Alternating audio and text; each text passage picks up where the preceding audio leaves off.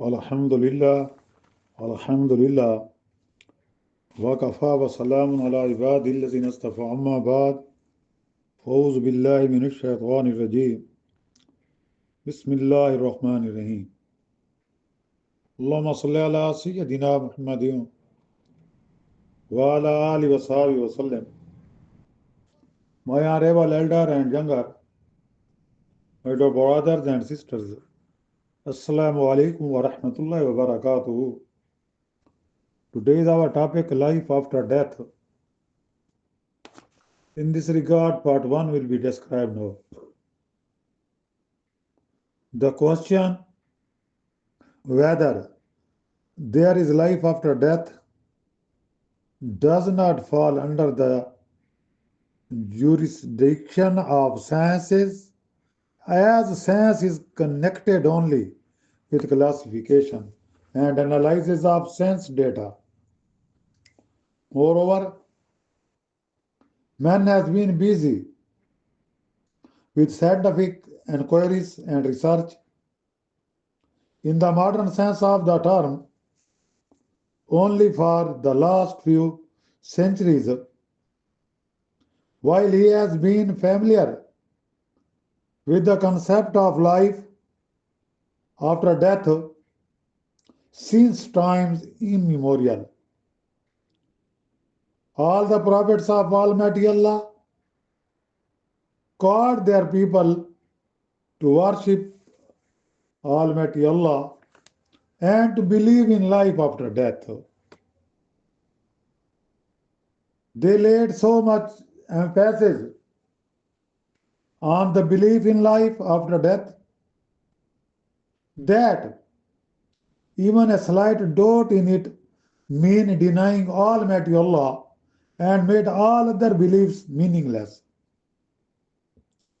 The very fact that all the prophets of Allah Almighty have death with the metaphysical question of life after death so confidently and so uniformly, the gap between their ages being thousands of years, goes to prove that the source of their knowledge of life after death, as proclaimed by them all, was the same divine revelation. We also know that these prophets of Almighty Allah were greatly opposed by their people, mainly on the issue of life after death, as their people thought it impossible.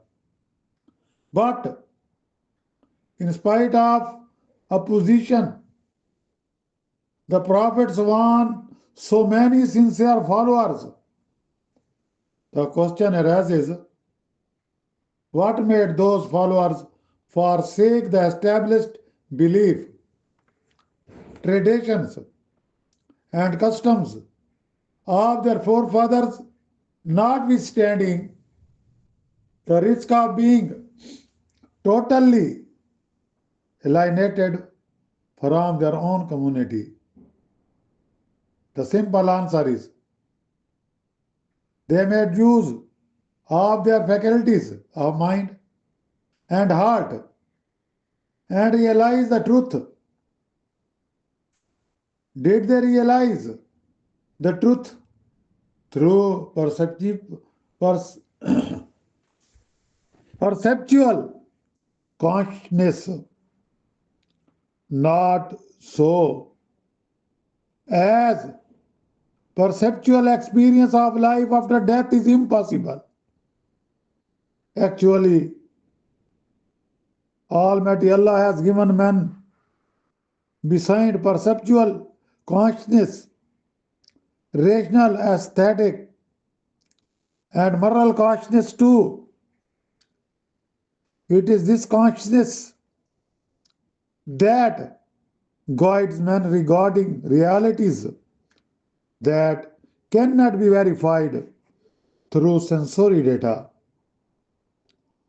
That is why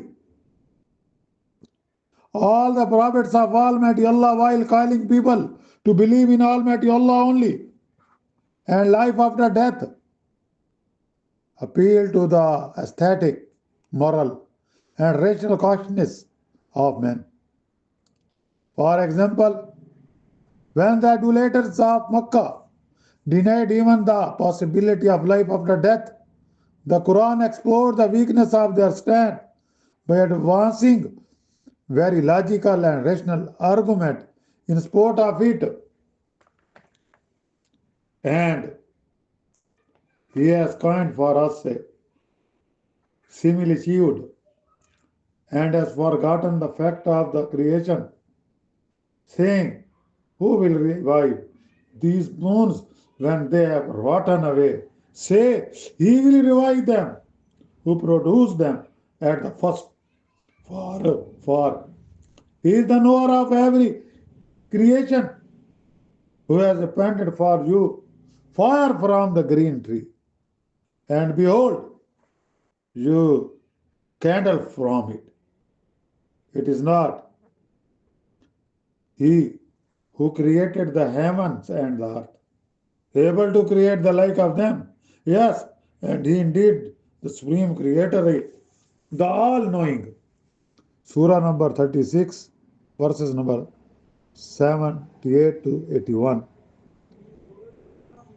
My dear brother and sister, in this regard, part 2 will be described on the other day. وآخر دعوانا أن الحمد لله رب العالمين.